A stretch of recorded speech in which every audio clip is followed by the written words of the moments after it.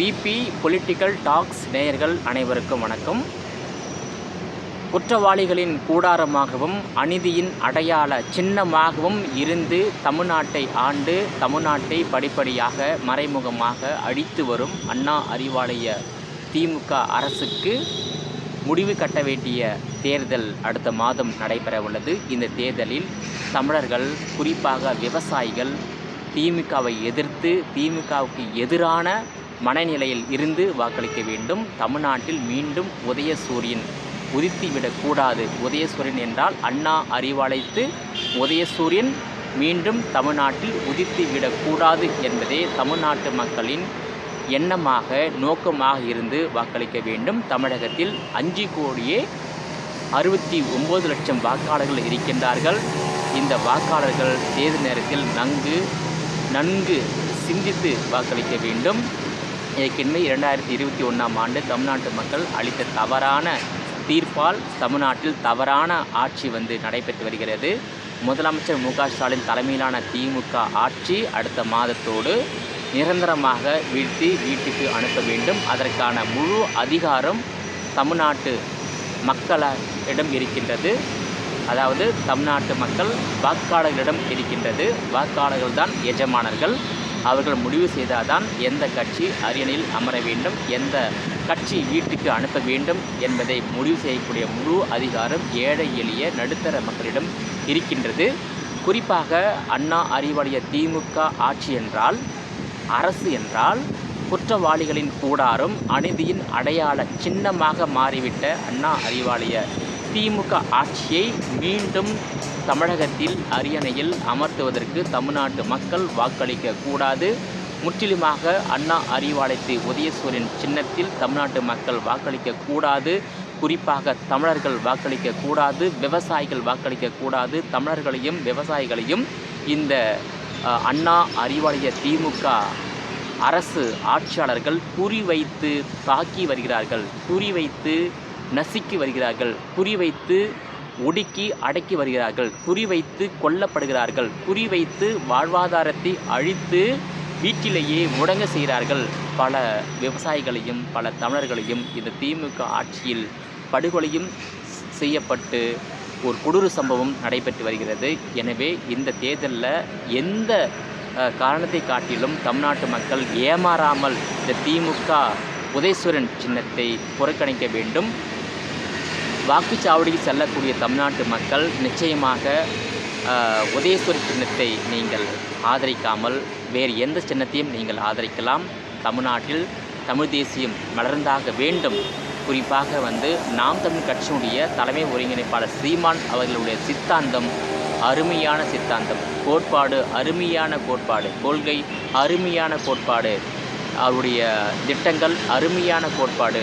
அவருடைய திட்டம் எல்லாம் தமிழ்நாட்டுக்கு தேவையான பொருந்தக்கூடிய அத்தியாவசிய திட்டமாக இருக்கின்றது. எனவே அவருக்கும் நீங்கள் ஒரு முறை வாய்ப்பு கொடுத்தால் அவர் எப்படி ஆள்கிறார் என்பதை நீங்கள் சோதித்து பார்க்கலாம். ஏனென்றால் ஒரு முறை நீங்கள் தேர்ந்தெடுத்தால் 5 ஆண்டுகள் மட்டுமே ஆளக்கூடிய வாய்ப்பு இந்திய அரசியல் அமைப்பு சட்டத்தில் இருக்கின்றது. 5 ஆண்டுகளுக்கு பிறகு நீங்கள் ஆட்சியை நீங்கள் வேறு கட்சிக்கு மாற்றி ஆளுகின்ற வாய்ப்பை கொடுக்கலாம். அதை காட்டிலும் அதிமுகவுடைய பொதுச் செயலாளர் எடப்பாடி பழனிசாமி தலைமையிலான ஒரு கூட்டணி அமைந்துள்ளது. அதிமுக பாஜக கூட்டணி. அவரும் ஒரு பச்சை தமிழர், புரட்சி தமிழர், விவசாய குடும்பத்தில் பிறந்து தமிழை தாய்மொழியாக கொண்டு ஜனநாயகத்தில் நம்பிக்கை கொண்ட ஒரு தலைவராக எடப்பாடி பழனிசாமி செயல்பட்டு வருகிறார். அவரையும் ஆதரிக்கலாம். கண்டிப்பாக தமிழகத்தின் எதிர்க்கட்சி தலைவர், அதிமுக பொதுச் செயலாளர் தலைமையில் அமைந்துள்ள அதிமுக பாஜக கூட்டணியை ஆதரித்து வாக்களித்து எடப்பாடி பழனிசாமியை அரியணையில் அமர்த்தினால் நிச்சயமாக தமிழ்நாடு அனைத்து வகையிலும் உயரும். இந்த மண் பாதுகாக்கப்படும், தமிழர்கள் பாதுகாக்கப்படுவார்கள். தமிழர்களுக்கு என்னென்ன உரிமைகள் கிடைக்க வேண்டுமோ அத்தனை உரிமைகளும் கிடைக்கும். விவசாயிகள் பாதுகாக்கப்படுவார்கள், நம் இனம் பாதுகாக்கப்படும், நம் மொழி பாதுகாக்கப்படும், நம்முடைய அந்த பாரம்பரியம் பாதுகாக்கப்படும். நிச்சயமாக தமிழ்நாட்டில் திமுக ஆட்சி மீண்டும் அமைந்தால் நிச்சயமாக தமிழர்கள், விவசாயிகள் படிப்படியாக அழிக்கப்பட்டு விடுவார்கள். உங்களுக்கு தெரியும், ஆம்ஸ்ட்ராங் படுகொலையை எப்படி நடத்தினார்கள் என்பது உங்களுக்கு தெரியும். ஆம்ஸ்ட்ராங் போல் எத்தனையோ பேரை இந்த திமுக ஆட்சியாளர்கள் வந்து வாழ்வாதாரத்தையே அழிச்சிட்டாங்க. எத்தனையோ ஒரு லட்சக்கணக்கான குடும்பங்களோட வாழ்வாதாரத்தை வந்து அழிச்சிட்டாங்க. திமுக ஆட்சி அப்படின்னு சொல்லிட்டா என்னன்னா, திமுக ஆட்சிக்கு வந்தாலே தமிழ்நாட்டில் குற்றங்கள் என்பது அதாவது எல்லையை தாண்டி அதிகரித்து விடுகிறது. அந்த நிலை தற்போது தமிழ்நாட்டை ஆளக்கூடிய முதலமைச்சர் மு க ஸ்டாலின் தலைமையிலான ஆட்சியிலும் குற்றங்கள் என்பது தலைவிரித்து ஆடுகிறது. குற்ற செயல்களில் ஈடுபட்டவர்கள் அனைவரும் எந்த கட்டுப்பாடும் இல்லாமல் திமுக ஆட்சியில் சுதந்திரமாக சுற்றி வருகின்றனர் என்று அன்புமணி ராமதாஸ் ஒரு கருத்தை வந்து தெரிவித்து உள்ளார்.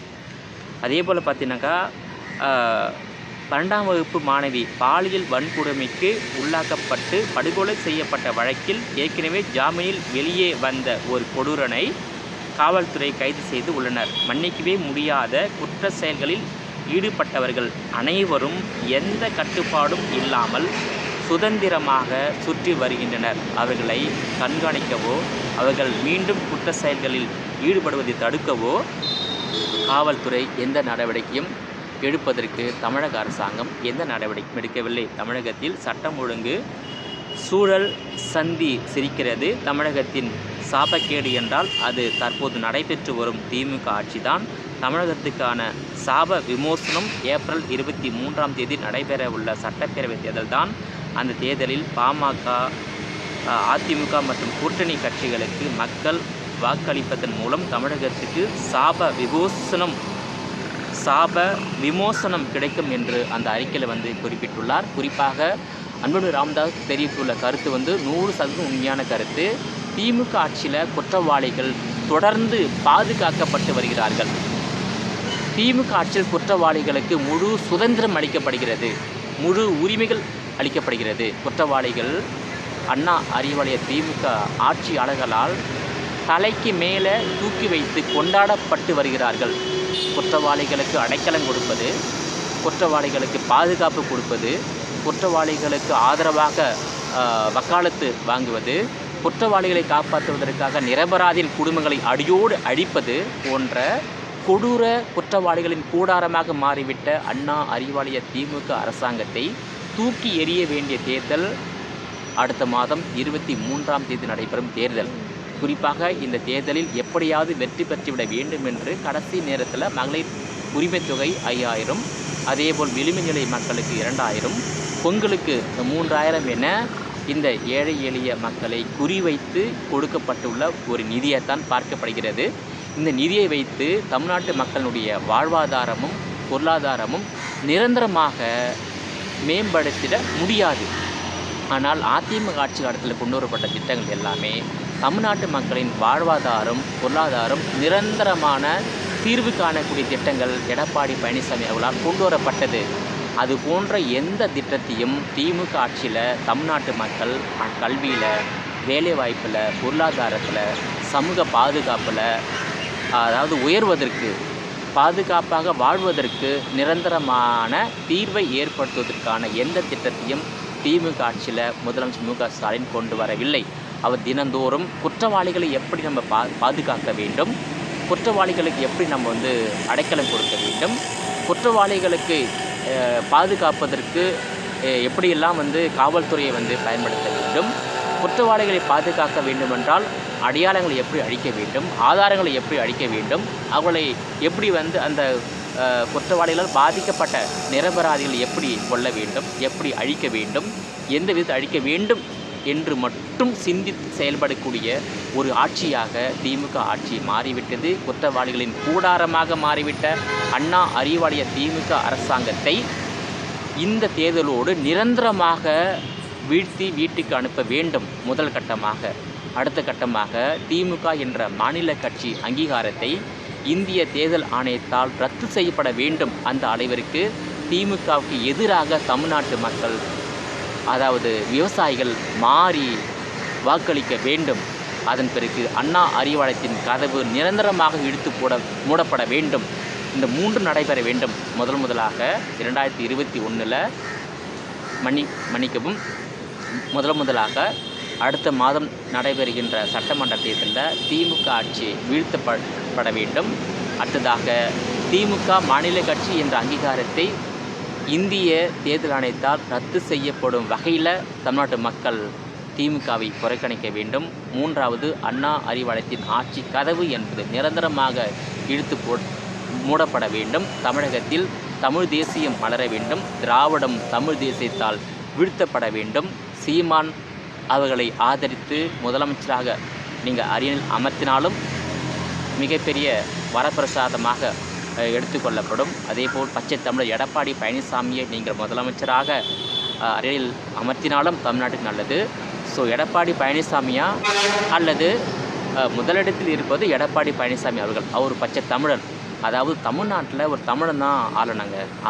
தமிழ்நாட்டில் தமிழன் ஆண்டாதான் மண் பாதுகாக்கப்படும், தமிழர்கள் பாதுகாக்கப்படுவார்கள், சமூக நீதி பாதுகாக்கப்படும், மொழி இனம் கலாச்சாரம் பாதுகாக்கப்படும்.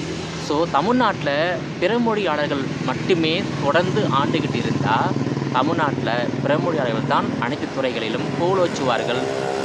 தமிழன் பின்னோக்கித்தான் பொருளாதாரத்திலும் கல்வியிலும் வேலைவாய்ப்பிலும் செல்லக்கூடிய நிலைக்கு தள்ளப்படுவார்கள். திமுக ஆட்சியில் தமிழர்கள் குறிவைத்து வஞ்சிக்கப்படுகிறார்கள், குறிவைத்து தாக்கப்படுகிறார்கள், குறிவைத்து அழிக்கப்படுகிறார்கள், குறிவைத்து வாழ்வாதாரமே அழிக்கப்படுகிறது. அதனால் தமிழ்நாட்டில் எந்த விதத்திலும் திமுக ஆட்சி மீண்டும் மலர செய்ய அடுத்த மாதம் 23ஆம் தேதி நடைபெறவுள்ள சட்டமன்ற தேர்தலில் தமிழ்நாட்டு மக்கள் முற்றிலுமாக அண்ணா அறிவாலயத்தை உதயசூரியன் சின்னத்தை புறக்கணிக்க வேண்டும், வெறுக்க வேண்டும், ஒதுக்க வேண்டும். நீங்கள்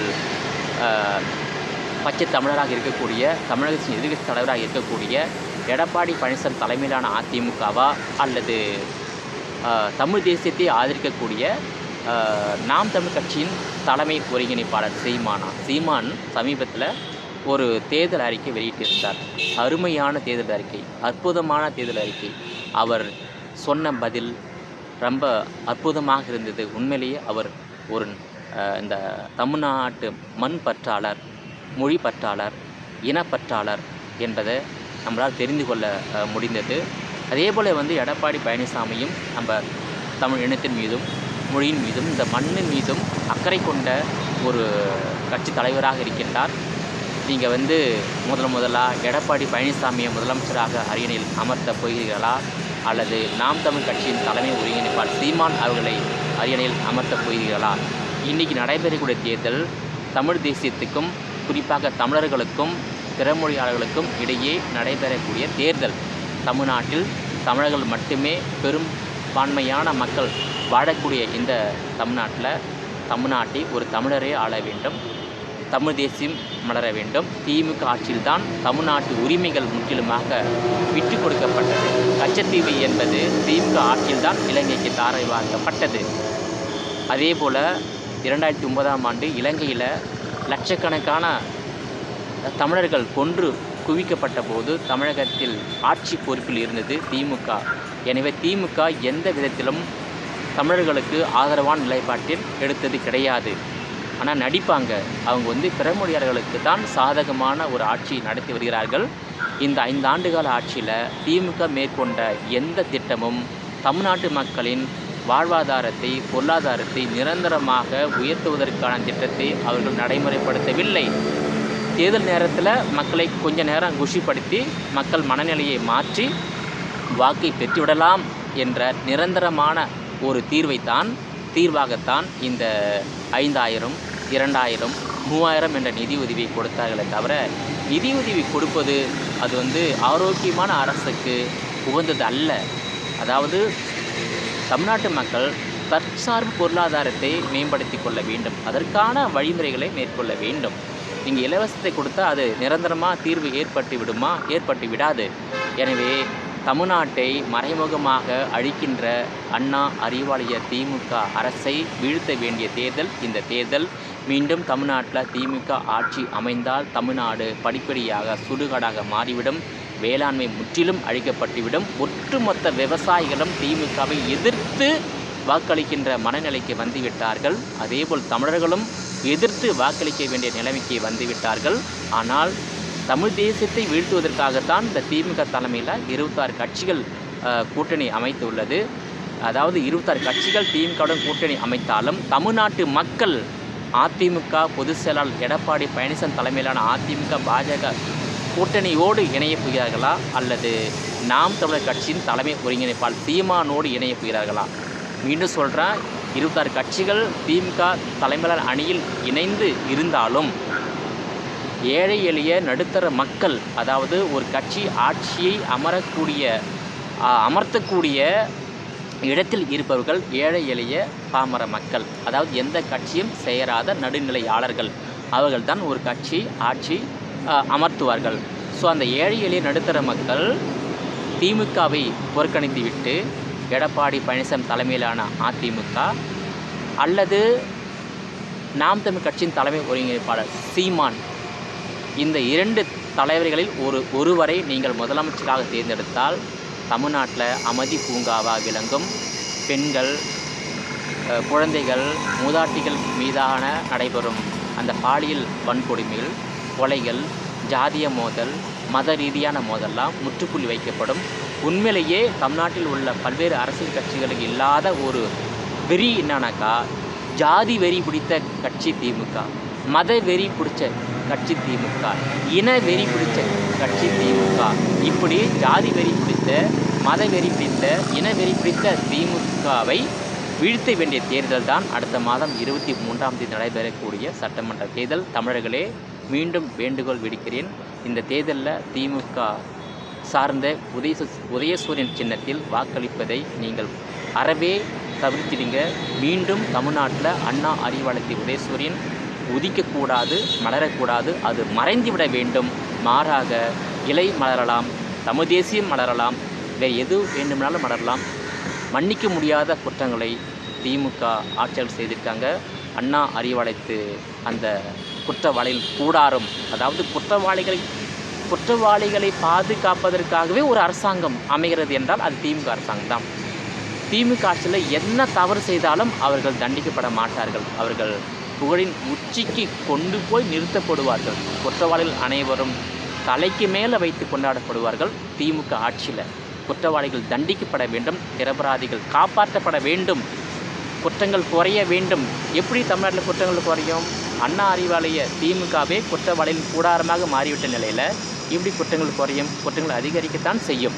எனவே குற்றங்கள் குறைய வேண்டும், குற்றவாளிகள் தண்டிக்கப்பட வேண்டும், நிரபராதிகள் வாழ வேண்டும், தமிழ்நாடு அமைதி பூங்காவாக விளங்க வேண்டும். அதே சமூக பொருளாதாரத்தில், கல்வி வேலைவாய்ப்பில் விவசாயிகளும் தமிழர்களும் சம உரிமை பெற வேண்டும். தமிழ்நாட்டில் சமூக நீதி நிலைநாட்டப்பட வேண்டுமென்றாலும், இயற்கை வளங்கள் பாதுகாக்கப்பட வேண்டுமென்றாலும் தமிழ்நாட்டில் ஆட்சி மாற்றம் ஏற்படுவது ஒன்றே தீர்ப்பு. திமுகவை வீட்டுக்கு அனுப்ப வேண்டிய தேர்தல் அடுத்த மாதம் 23ஆம் தேதி நடைபெறுகின்ற தேர்தல் என்பதை தமிழ்நாட்டு மக்கள் நினைவில் கொண்டு வாக்களிக்க வேண்டும் என்று விரும்பி கேட்டுக்கொள்கிறேன். இந்த பதிவு உங்களுக்கு பிடித்திருந்தால் சப்போர்ட் பண்ணுங்கள், சப்ஸ்கிரைப் பண்ணுங்கள். நன்றி, வணக்கம்.